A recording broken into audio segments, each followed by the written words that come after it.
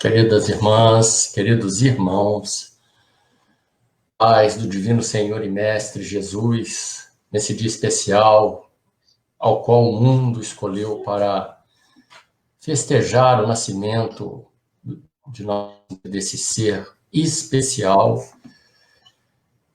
A gente está aqui junto com o nosso irmão Carlos Luiz. Boa noite, Carlos. Boa noite a todos.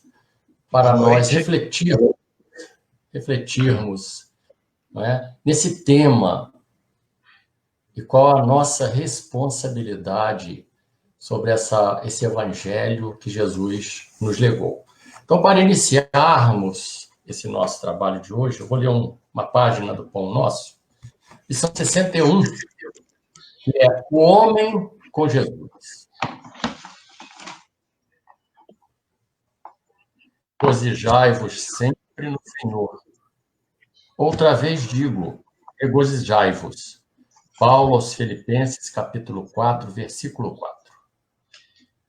Com Jesus ergue-se o homem, da treva à luz, da inércia ao serviço, da ignorância à sabedoria, do instinto à razão, da força ao direito, do egoísmo à fraternidade, da tirania à compaixão, da violência ao entendimento, do ódio ao amor, da posse mentirosa à procura dos bens imperecíveis, da conquista sanguinolenta à renúncia edificante, da exortação à justiça, da dureza à piedade, da palavra vazia ao verbo criador, da monstruosidade à beleza, do vício à virtude, do desequilíbrio à harmonia, da aflição ao entendimento, do pântano ao monte, do lodo à glória. Homem, meu irmão, regozijemo-nos em plena luta redentora. Que píncaros de angelitude poderemos alcançar se nos consagrarmos realmente ao Divino que desceu e se humilhou por nós.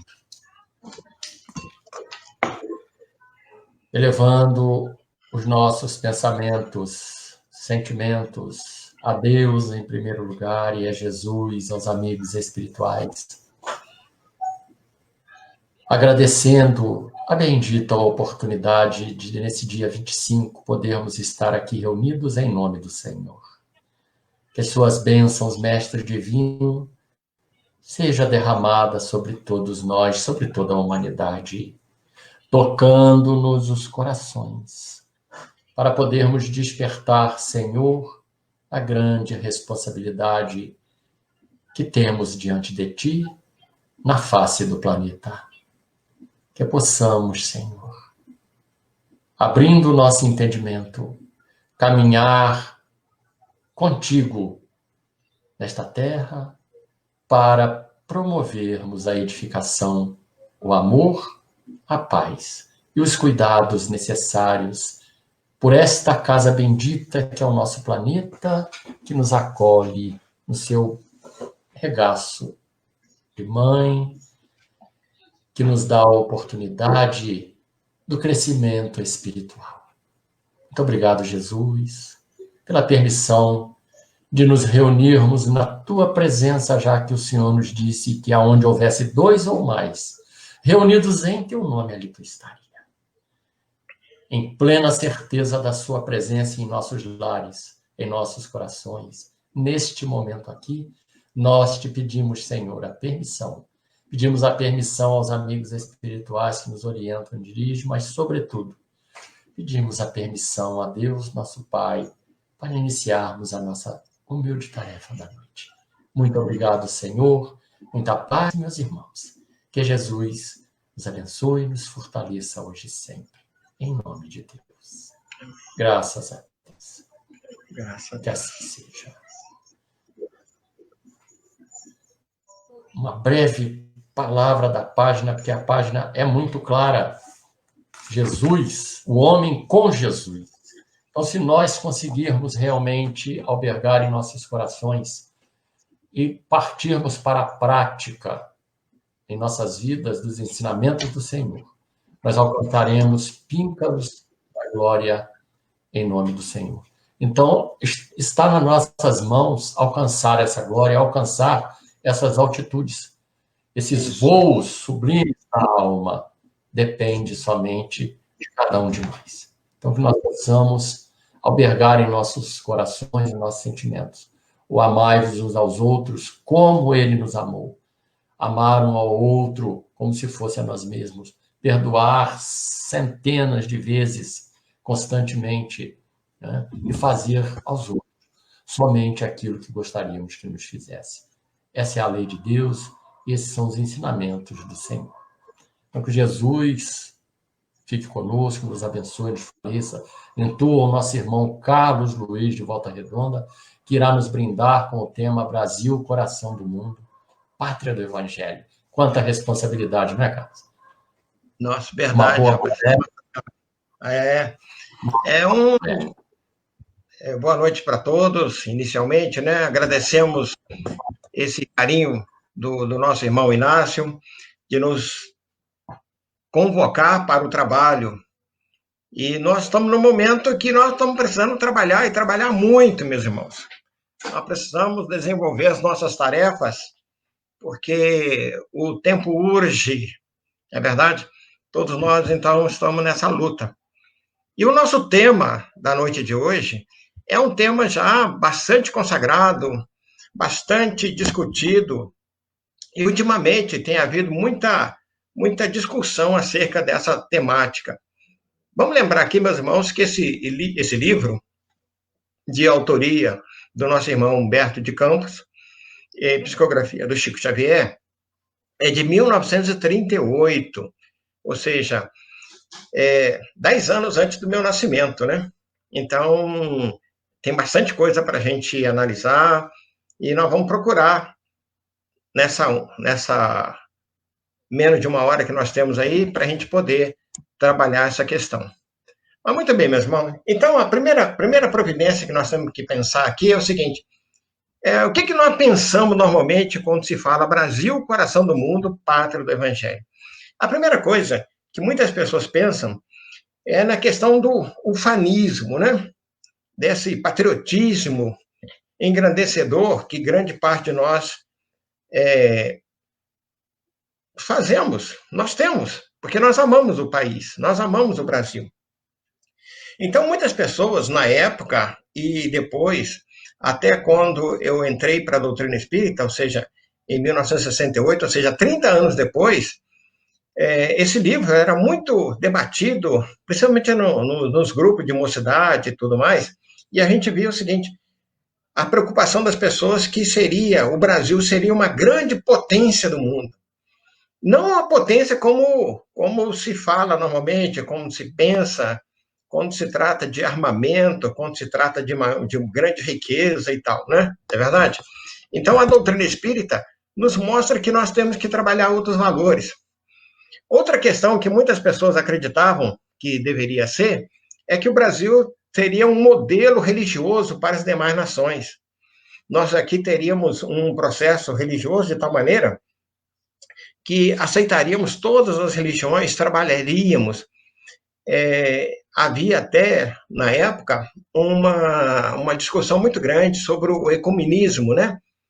Então, acreditando que as religiões poderiam se unir mais, até mesmo algumas pessoas acreditavam na fusão de algumas religiões.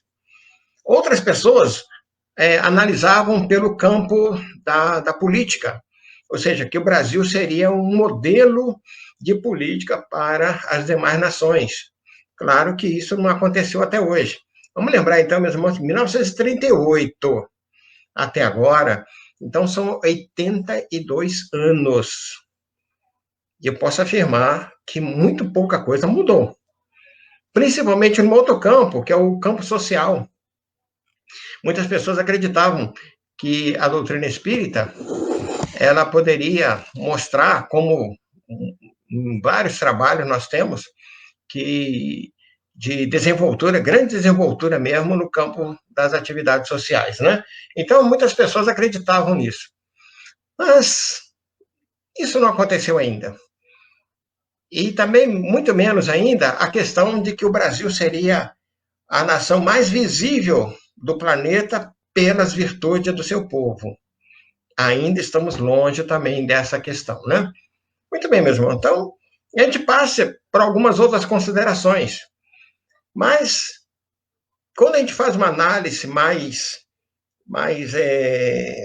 rica do livro, nós vamos ver que o Brasil ele é analisado por Jesus naquele livro com uma perspectiva além da faceta material. Jesus analisou pela faceta e pela perspectiva espiritual. É importante a gente lembrar, então, meus irmãos, que Jesus teve essa preocupação para fazer com que as pessoas pudessem entender um pouco melhor. Então, a sua vinda, o seu trabalho, toda a tarefa que ele desenvolveu, em grande parte, meus irmãos, visava justamente mostrar ao homem a sua importância e o seu desenvolvimento para o progresso moral e o progresso intelectual da humanidade. Nós estamos vendo, estamos analisando, estamos assistindo um grande progresso intelectual. Embora a doutrina espírita nos deixe bem claro que o progresso intelectual engendra, ou seja, ele facilita, ele colabora, ele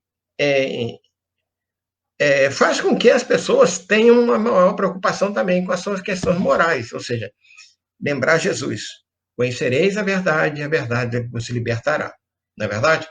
Então Jesus preparou o Brasil para ser um grande hospital, uma grande escola, fazendo com que uma grande recuperação de doentes. E Jesus, então, possibilitou a reencarnação para a recuperação desses milhões de espíritos. E o povo brasileiro é isso, é a representação do sofrimento, da amargura, de todos os tipos de sofrimento que a gente pode analisar. Todas as riquezas que o mundo tem, o Brasil também tem. Todas as mazelas que os outros países têm, nós também temos. Quando se fala, por exemplo, da fome, da seca do Nordeste, a gente pode se comparar à Nigéria, à Etiópia, alguns outros países da África, não é verdade? Então, a gente está vendo isso. Jesus teve e sempre teve uma prioridade pelos pobres, pelos desamparados. E Jesus chamou muita atenção, dizendo: tudo aquilo que nós fizermos a um desses pequeninos, é a ele que nós estamos fazendo. Ou seja, essa prioridade pelo desamparado, para aquelas pessoas que sofrem. Temos a questão da educação, porque nós vivemos, meus irmãos, uma carência moral muito grande, uma carência espiritual muito grande.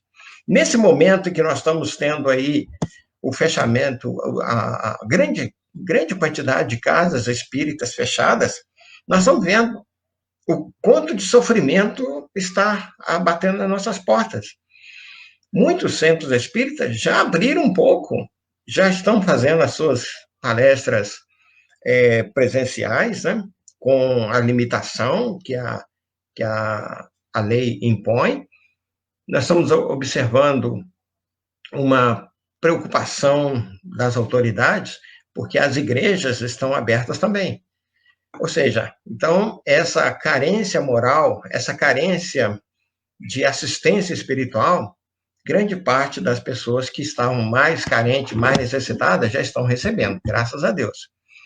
Vivenciamos também, meus irmãos, um outro grande problema, que é a nossa carência emocional. E isso está sendo demonstrado muito nesse período da pandemia. Quanto sofrimento, quanta angústia, quantas pessoas estão padecendo essa questão em virtude daquilo que muitas vezes elas não tiveram em tempos passados. Muitos deles se afastaram dos seus parentes, dos seus amigos e tal, e agora elas estão sentindo, porque elas estão sozinhas.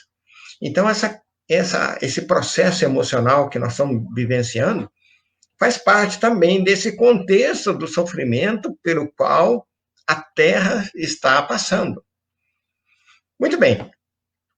Para isso, para solucionar essas prioridades, prioridade para os pobres, a prioridade para sanar a carência moral, a carência espiritual, a carência emocional, nós precisamos, irmão, de uma crença consoladora. E a doutrina espírita é isso. A doutrina espírita, ela é consoladora do começo ao fim. Todos os livros, nós vamos observar isso. Embora muitas pessoas acreditem mais ao livro Evangelho segundo o Espiritismo, mas no Livro dos Espíritos nós encontramos muita consolação. Na Gênese, que é um livro altamente científico, nós encontramos também muita consolação, porque ali tem as explicações para nós podermos entender esse mecanismo reencarnatório, o laboratório do mundo espiritual, as situações pelas quais nós vamos vivenciando todas as nossas dores. E é assim, meus irmãos, que nós vamos valorizando o caráter. Isso que é muito importante. O caráter das criaturas, o caráter dos espíritos. E o trabalho que nós vamos fazendo é para alimentar as nossas esperanças, fortalecer cada vez mais a nós mesmos. Então, esse caráter que a doutrina espírita nos apresenta de priorizar os mais pobres, os mais carentes, os mais sofridos, tudo isso aí, meus irmãos, abre um leque muito grande de oportunidade de trabalho para todos nós, não é verdade? Vamos fazer algumas considerações aqui, meus irmãos, que eu acho muito importante, muito pertinente. Acho que todo mundo deve conhecer o livro Correio Fraterno. O livro não, o jornal Correio Fraterno. Alguns anos atrás, esse jornal, ele fez uma publicação, uma pesquisa entre os seus leitores, e 73% dos espíritas, daqueles que se consideram espíritas, creem que o Brasil é o país, é o coração do mundo e é a pátria do Evangelho. Não é verdade? Pois bem. Sabe, meus irmãos, se nós analisarmos direitinho, nós estamos muito longe mesmo de sermos essa pátria do Evangelho. Nós, por exemplo, no campo do voluntariado, apenas 11% da população brasileira já se declarou em algum momento algum trabalho voluntário. Isso faz parte até dos currículos hoje. Eu que analisei muitos e muitos currículos para as empresas, ganhava ponto aqueles que apresentavam algum trabalho voluntário. Então, faz parte hoje das empresas contratar pessoas que já estão se dedicando ao voluntariado. Outra situação é que apenas 30% das pessoas declararam que fizeram alguma coisa para alguém, desinteressadamente.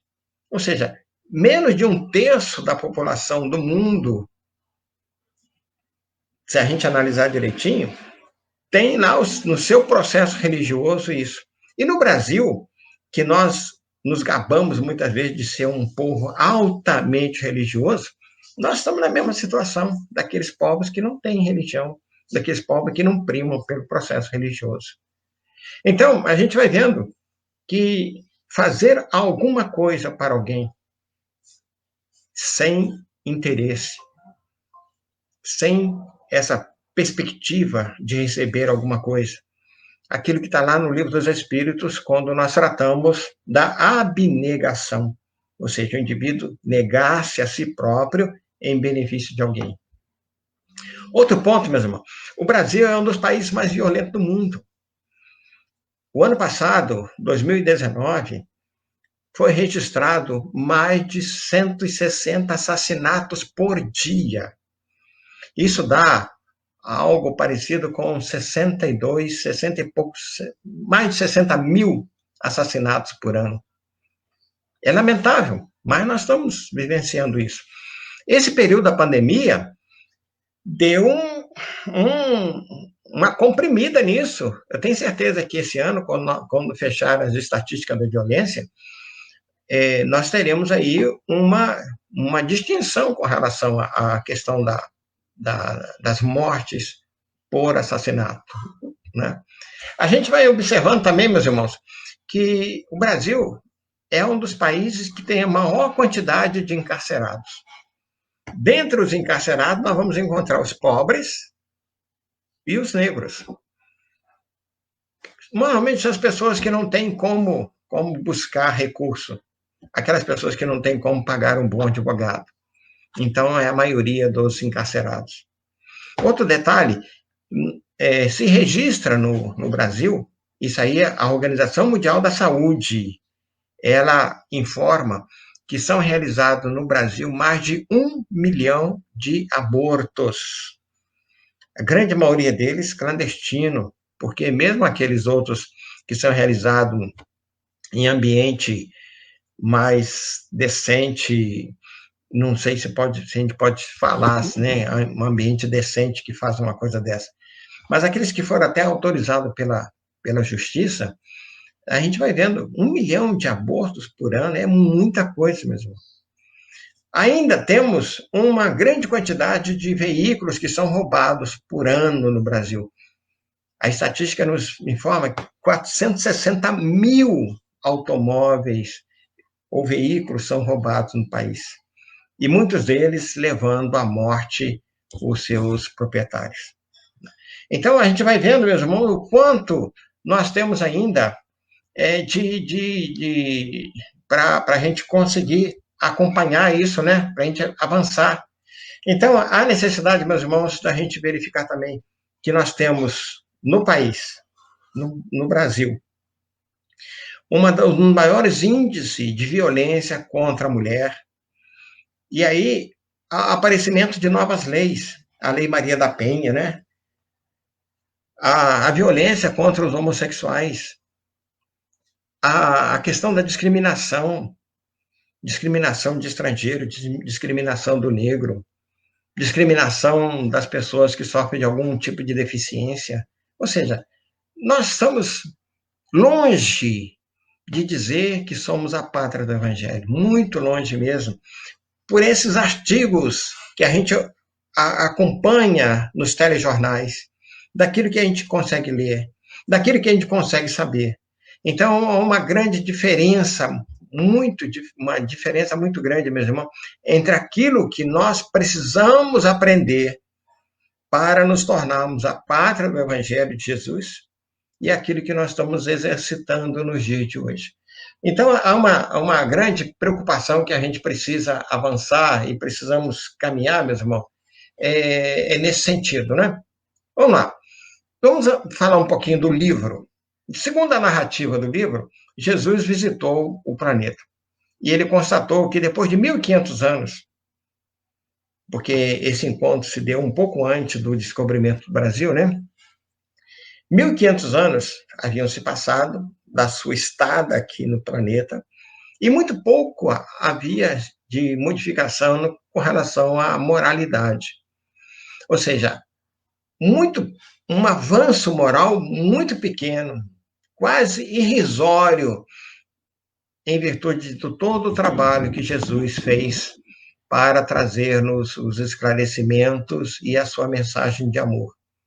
Pois bem, é importante a gente lembrar mesmo que todas as nações nessa época, elas viviam se digladiando, viviam as turras, vivendo brigando, muitas vezes de um lado e do outro.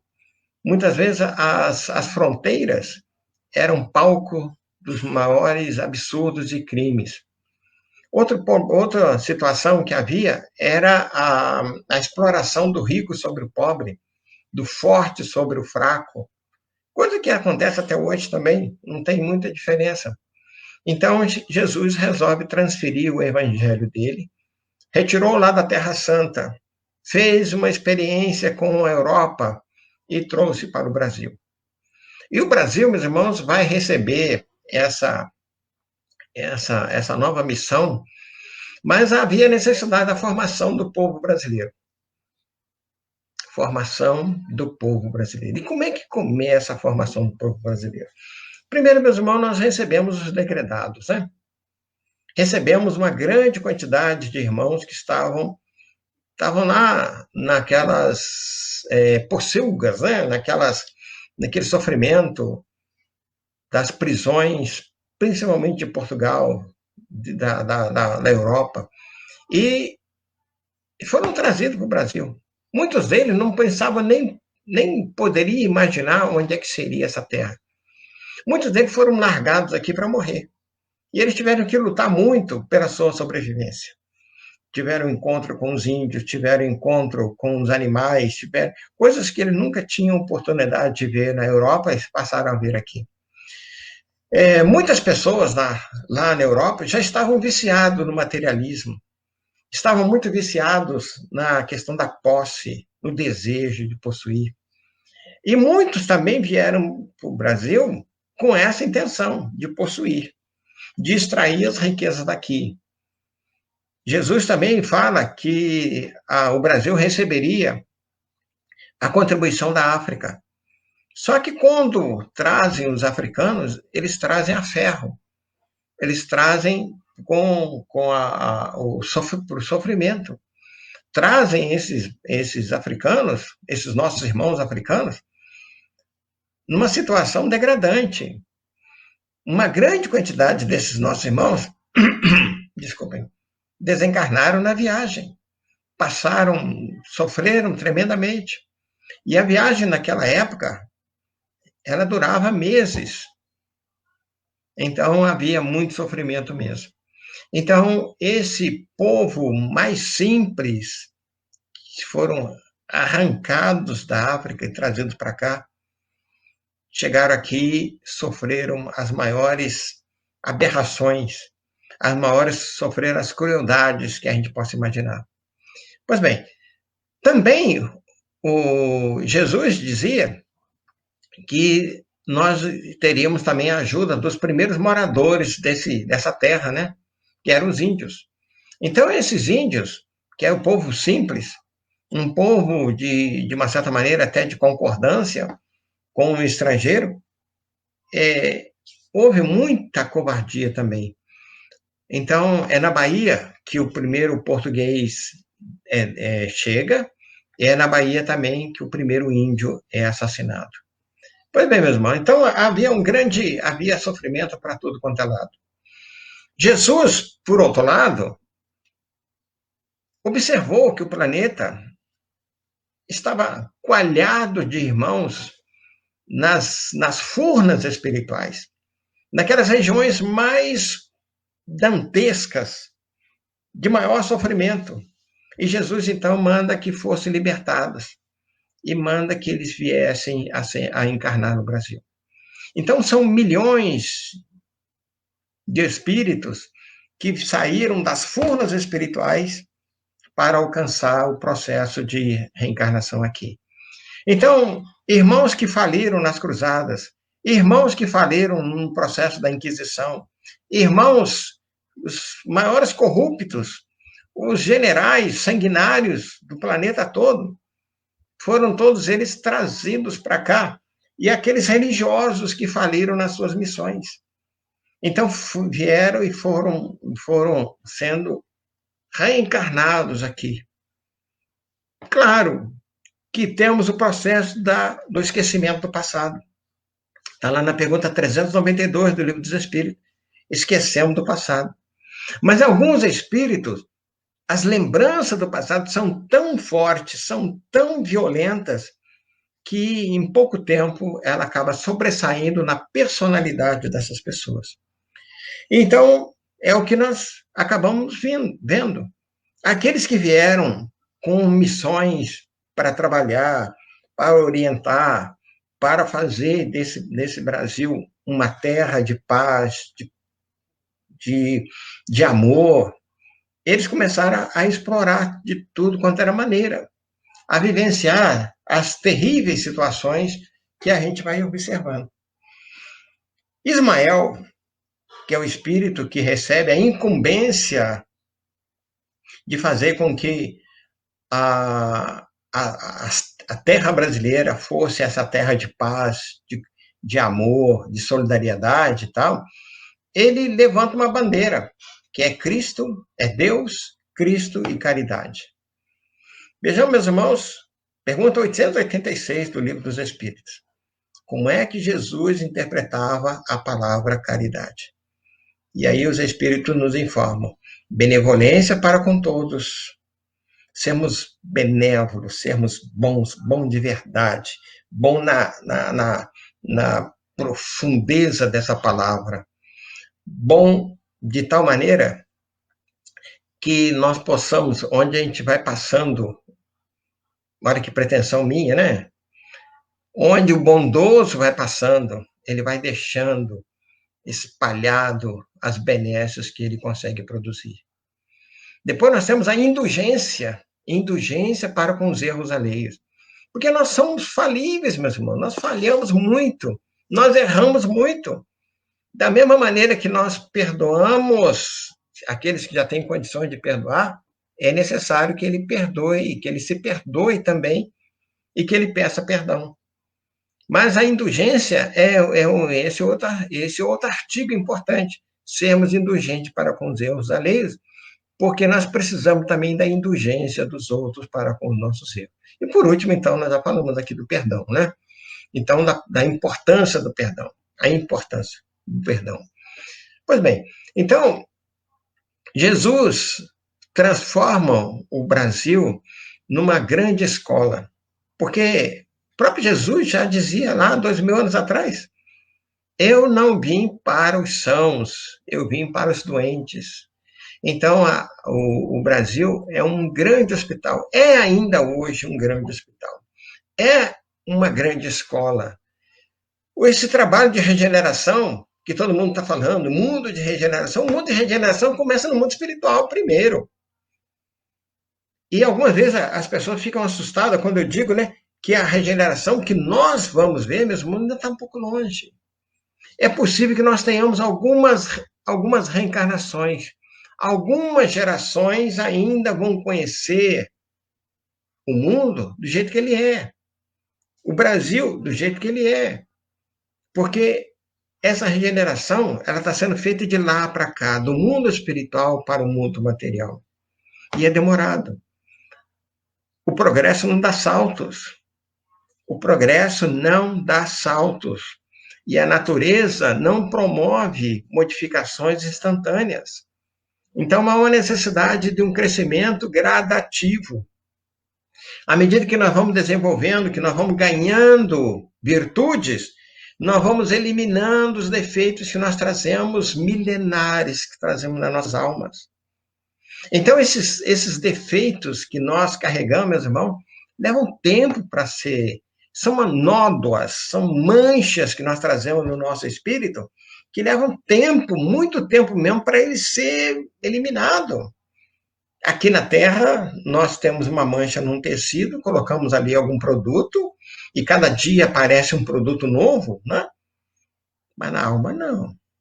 A alma é só com trabalho. A alma é só com eliminando aquele defeito e adquirindo virtudes. Os defeitos da nossa alma é só com perdão. É só com a aproximação de Deus. Na pergunta 269 do Livro dos Espíritos,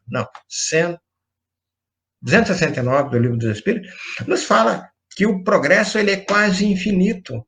É quase infinito. Porque o progresso infinito só cabe a Deus. O próprio Jesus de 2000 anos atrás não é o Jesus que nós estamos vendo hoje. Não é o mesmo Jesus. Então, há uma necessidade muito grande, meus irmãos, de nós trabalharmos o nosso eu, trabalhar a nossa personalidade, trabalhar o nosso eu interior, dizendo basta de egoísmo, basta de orgulho, basta de tudo aquilo que possa trazer prejuízo para as nossas almas. Então, é necessário que a gente avance nisso aí. Então, o Brasil, como sendo uma nação-escola, ela vem trazer para a gente todo esse ensinamento para a reforma do espírito. Então, nós estamos aqui, meus irmãos, para sermos reformados, para sermos modificados. A Terra já fez muita coisa boa. Se nós analisarmos, o Brasil já fez muita coisa boa.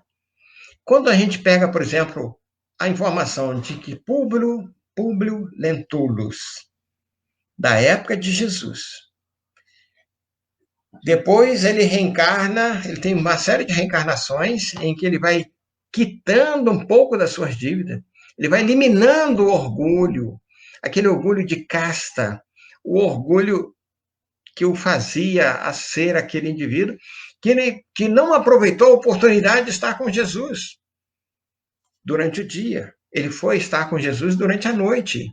E quando Jesus o interpela dizendo, por que você não veio mais cedo? Porque poderia ter aprendido, mas não, ele era um grande senador. Ele era aquela pessoa muito importante, impoluta. E ele não poderia ficar junto com os outros. Então ele perdeu essa oportunidade, porque ele poderia ter avançado muito. A esposa que se entrega de coração e alma a Jesus, ela tem um avanço vertiginoso. Ela cresce num piscar de olhos. Hoje, Emmanuel, ele mesmo nos fala que ele tem 15 minutos por ano para estar com a sua querida esposa. Dada a alta grandeza espiritual que ela alcançou. Mas vamos lá.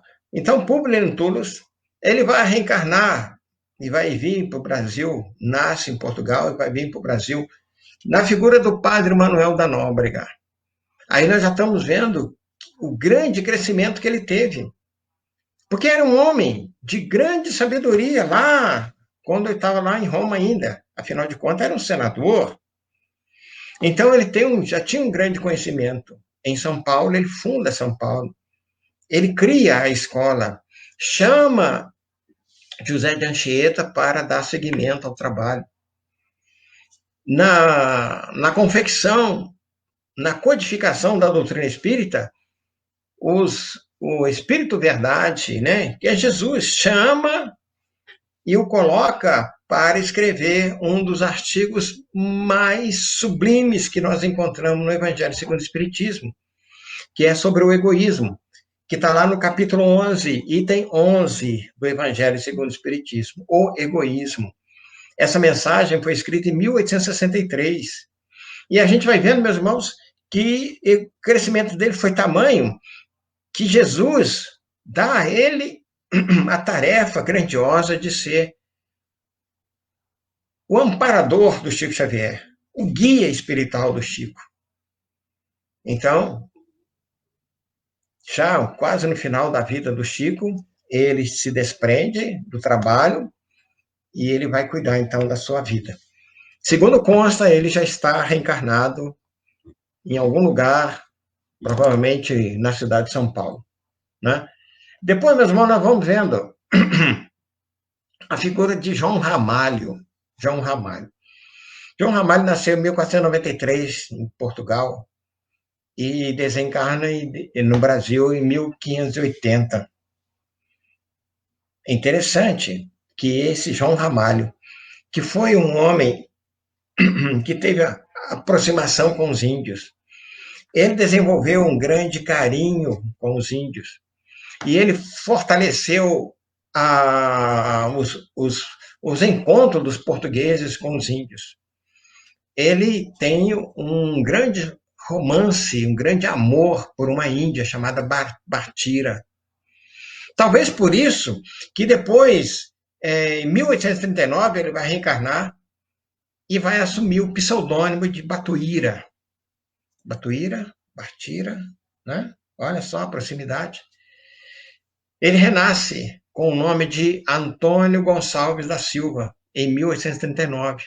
E desencarna agora há pouco tempo. Eu falo agora há pouco tempo porque foi em 1909 que Batuíra desencarnou. Trouxe uma grande contribuição para a doutrina espírita. Depois, meus irmãos, nós temos a figura do padre José de Anchieta, que nós citamos, né? Nasceu em 1564 e acaba desencarnando em 1597. E mais adiante, e Jesus oferece para ele que ele teria mais uma encarnação e depois não precisaria mais reencarnar. Olha que maravilha. Vamos lá? Pergunta 170 do Livro dos Espíritos: em que se transforma o espírito depois da sua última encarnação, quando ele não precisa mais reencarnar? Se transforma em espírito puro. Passa à categoria dos espíritos superiores. Não precisa mais reencarnar. Então, ele, José de Anchieta, ele vai reencarnar em 1676 na figura estupenda, fabulosa de Frei Fabiano de Cristo. Frei Fabiano de Cristo.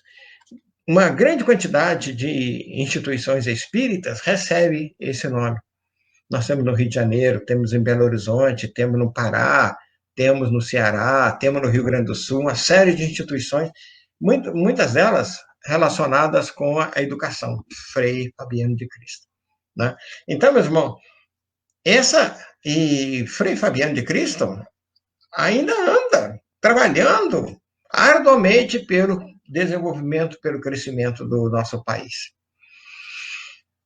Eu gosto muito do Livro dos Espíritos, e a gente não pode fugir dele, né? Não podemos fugir do Livro dos Espíritos. Então, nós pegamos a pergunta 578 do Livro dos Espíritos, que diz assim: poderá o espírito, por própria culpa, falir na sua missão? Poderá o espírito falir na sua missão? E os espíritos disseram: sim, se não for um espírito superior. Ou seja, enquanto nós não chegarmos naquela condição de espírito superior, meus irmãos, nós vamos falindo. Muita gente pensa assim que missão é uma coisa muito pomposa. Não, missão são todos os trabalhos que nós pegamos para fazer. Missão, meus irmãos, são todas as tarefas. Então, a missão da paternidade, da maternidade, a missão do professor, a missão daquele que está dirigindo uma casa espírita, a missão do médium, a missão daquele que vai confabular com os espíritas. Todos nós temos as nossas missões.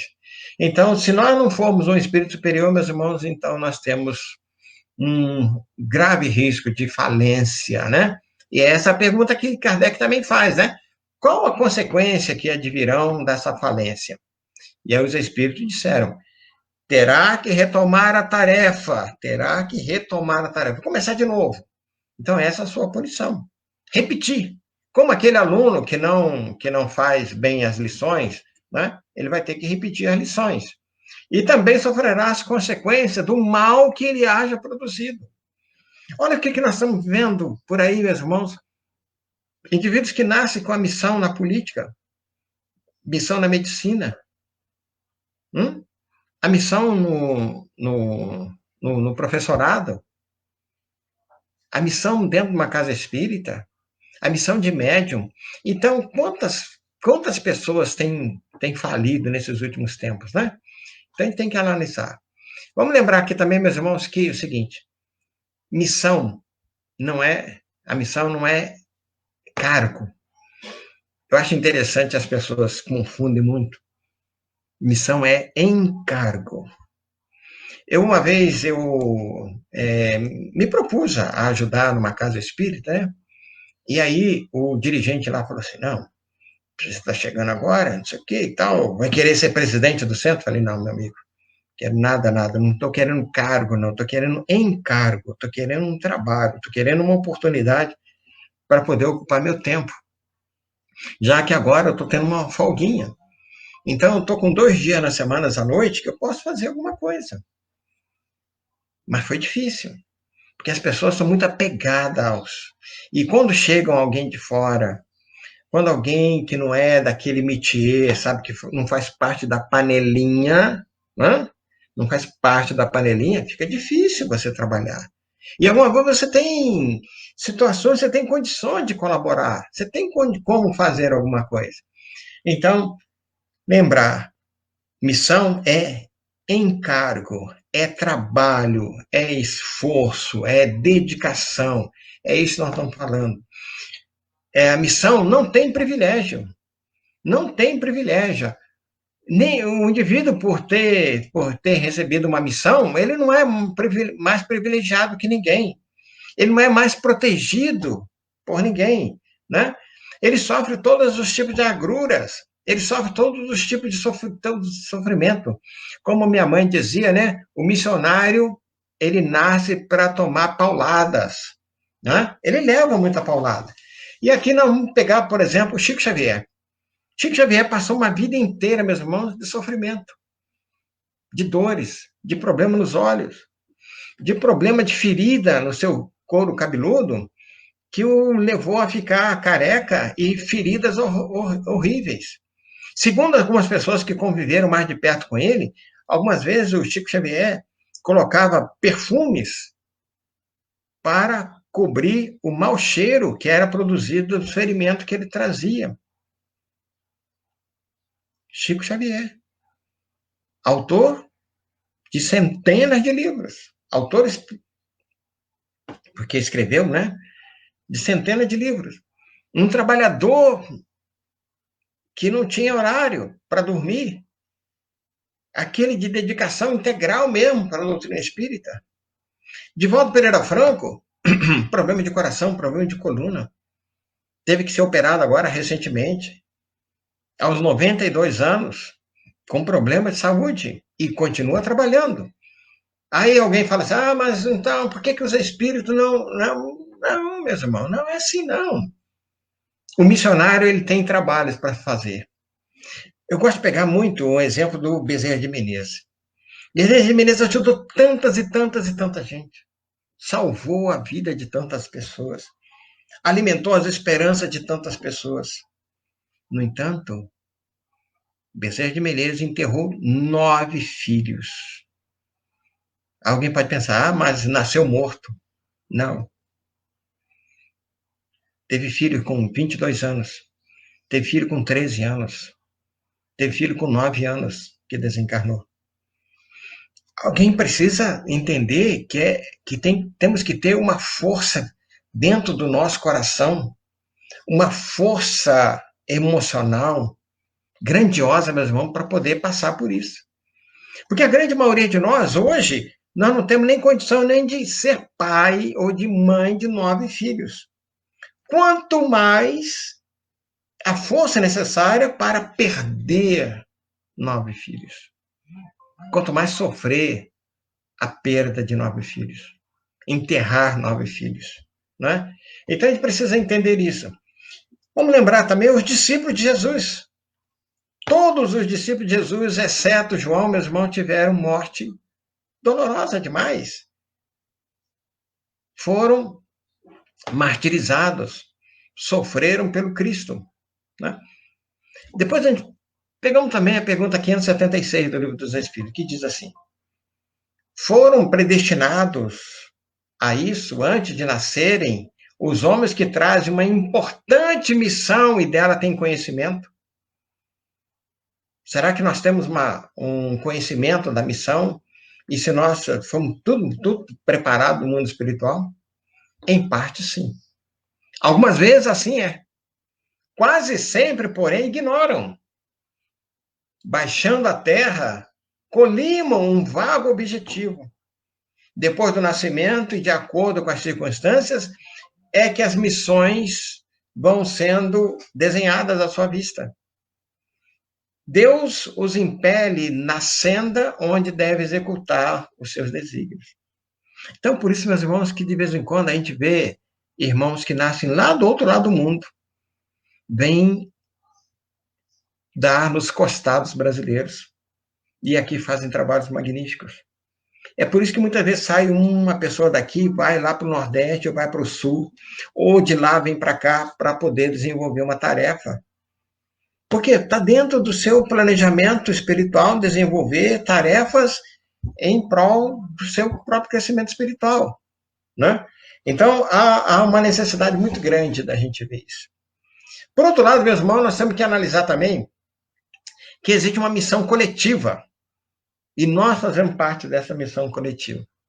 Na pergunta 573, Kardec questiona assim: em que consiste a missão dos espíritos encarnados? Somos nós que estamos aqui. Nós, espírito, eu, você, o nosso irmão Inácio. Alguém pode falar, mas a minha missão é tão pequenininha. Não, meus irmãos.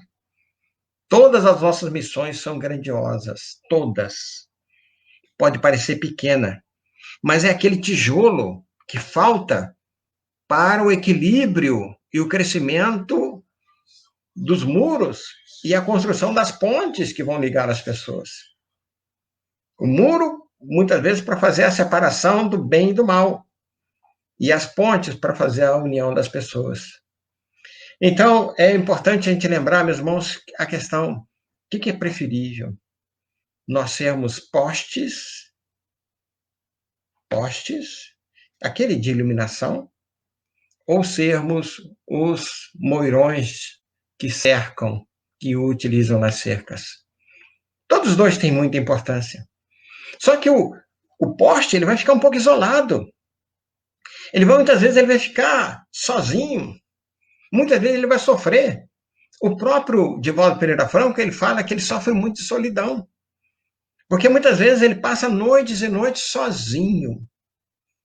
Muitas vezes não tem com quem conversar, embora onde ele mora seja um ambiente cheio de gente. Mas não é isso. Não pode ser isso. Então ele fala muito da solidão. Então, muitas vezes, meus irmãos, ser esse instrumento de iluminação é importante. Mas muitas vezes é preferível nós sermos esses moirões, estamos estendendo os nossos braços, né, para fazer essa grande cerca envolvendo a humanidade, fortalecendo os laços de família, os laços de coleguismo, os laços dos companheiros da casa espírita. Perfeito? Então é muito trabalho que nós precisamos fazer. Mas então, vamos lá.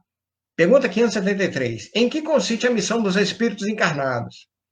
E os espíritos responderam: em instruir os homens, em lhes auxiliar o progresso, em lhes melhorar as instituições por meios diretos e materiais. Esse é o primeiro ponto.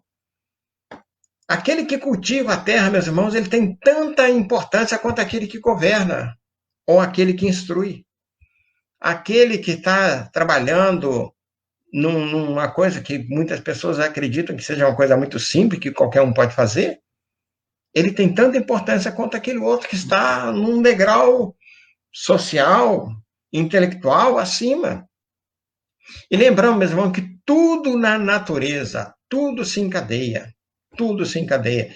Pergunta 540 do Livro dos Espíritos. Do átomo ao arcanjo, que também começou a ser átomo. Então, o grande detalhe, a grande informação que nós precisamos ter, meus irmãos, é que tudo na natureza se encadeia. Deus, na sua infinita sabedoria, nos dá nesse balanço entre uma situação e outra. Então, ao mesmo tempo que um espírito ele vai se depurando pela encarnação, ele também vai concorrendo para a execução dos desígnios de Deus, através da providência divina. Perfeito? Então, cada um de nós, temos uma missão. E todos nós temos alguma utilidade. Ninguém está fora das utilidades aqui no planeta, né? É importante, meus irmãos, uma pergunta que fizeram para o Chico Xavier, e o Chico, com a ajuda do Emmanuel, respondeu, né? Com relação à situação no Brasil, em termos gerais, em que a espiritualidade maior pode instruir-nos a respeito? Isso, meus irmãos, está num livro chamado Plantão de Resposta, do Chico e do Emmanuel. São as entrevistas, está lá no capítulo 4. Com relação ao Brasil, a situação no Brasil. Em termos gerais, em que a espiritualidade pode instruir-nos a respeito? E a resposta que Emmanuel deu para o Chico, e que o Chico traz para a gente, assim, estamos hoje em meio a uma crise moral, de grandes proporções. De modo geral, ampliaria os problemas cotidianos de uma nação qualquer, assim como se faz conosco. A conscientização da nossa condição de corresponsáveis por tudo que se passa ao nosso redor é que deve prevalecer. Entenderam? Vamos repetir esse pedacinho, para ficar bem claro? a conscientização de nossa condição de corresponsabilidade por tudo que se passa ao nosso redor é que deve prevalecer. Então, meus irmãos, nós somos responsáveis por tudo que está acontecendo à nossa volta. Aí todo mundo reclama do político, mas o político não entrou lá sozinho, alguém votou nele. E muitas vezes as pessoas que estão à nossa volta votaram nele, ou muitas vezes nós mesmos votamos nele. E aí, quando a pessoa faz uma coisa errada, como algum tempo atrás aí, muita gente votou com raiva. Está dando no que deu. É o que está dando. É a consequência. E todos nós coletamos essas consequências. Todos nós recebemos as coisas. Então, meu irmão, passamos por um momento de revisão dos conceitos morais e éticos. Emmanuel nos fala isso. E nesse momento, o esforço de cada membro da nossa sociedade deve estar orientado no sentido de melhor cumprir os deveres e obrigações do cidadão, com muita disciplina. Agora, preste muita atenção o que Emmanuel chama atenção aqui. Vontade de melhora geral, trabalho e muita oração. O pensamento cristão deve prevalecer sempre. O pensamento cristão deve prevalecer sempre. Então, meus irmãos, nada de usarmos a raiva, usarmos as situações que nós estamos vendo. Tem uma segunda pergunta que Emmanuel recebeu também. Se os três poderes, olha só que interessante, se os três poderes, executivo, judiciário e o legislativo, fossem dirigidos por pessoas espíritas e evoluídas, teríamos um país melhor? É que muita gente fala assim, o espírita deveria participar da política, o espírita deveria estar, né? Olha o que Emmanuel responde. Se os três poderes fossem dirigidos por pessoas espíritas e evoluídas, teríamos um país melhor? Resposta. Não se trata de só termos dirigentes espíritas. Se tivéssemos dirigentes mais evoluídos, certamente já teríamos hoje um país melhor. Entretanto, não se pode esquecer que uma nação não é formada apenas por dirigentes. Existe um número maior do povo. E o nosso povo, como um todo, precisa realmente buscar a evolução moral e intelectual, a fim de construir uma nação mais fraterna por excelência. Desculpem. E nosso povo, como um todo, precisa realmente buscar uma evolução moral e intelectual a fim de construir uma nação mais fraterna e cristã por excelência. E para a gente caminhar aqui para o final, meus irmãos, tem muita coisa que a gente gostaria de tratar ainda, né? Porque esse tema, eu gosto de tratar de Brasil, Coração do Mundo, não ficando no livro. Porque eu não sei se vocês estão acompanhando, tem uma polêmica tremenda acerca do livro. Será que Jesus chorou? Será que os anjos choraram quando viram a situação? Pelo amor de Deus. Se a gente for acreditar em tudo assim, aí não vai dar, não. Aí o que nós estamos fazendo aqui? Mas vamos lá. Uma terceira pergunta que foi feita para Emmanuel. O Brasil continua sendo o coração do mundo, a pátria do Evangelho? E atualmente no Brasil existe algum espírito superior que possa levar o país ao desenvolvimento global? Olha que pergunta que chacoalha todo mundo.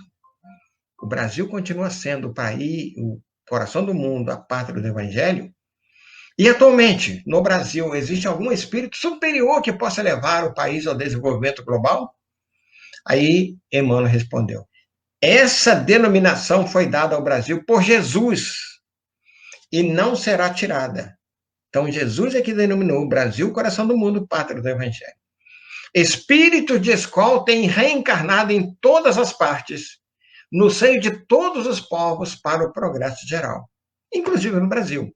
Agora, por exemplo, nós temos aí a reencarnação de Emmanuel, nós temos a reencarnação de Joana de Ângeles, que são espíritos de escola e que vão trabalhar bastante. O Brasil não está desprovido dessas almas. Olha que interessante, o Brasil não está desprovido dessas almas. Cabe a cada um de nós o aperfeiçoamento íntimo, que é a obrigação primeira de todo espírito encarnado. E juntos fazermos de nossos corações e lares recanto de paz, teremos um país de grandes realizações. Perfeito? Então, meus irmãos, essa é a nossa última questão. Esperamos que possamos ter contribuído aí com o esclarecimento de todos os nossos irmãos. Eu peço para você fazer a prece final de encerramento, tá bom? Com muito prazer, né? Agradecendo ao Inácio que confiou esse trabalho a nós do ano passado, né?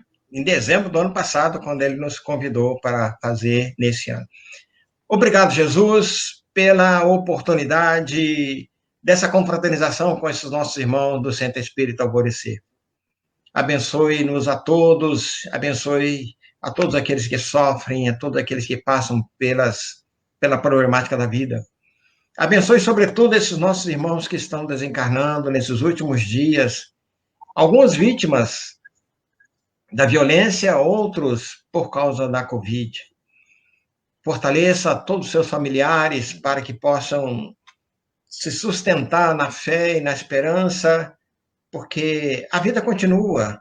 Aqui e acolá nós estamos sempre trabalhando em prol do nosso próprio crescimento e da nossa própria evolução.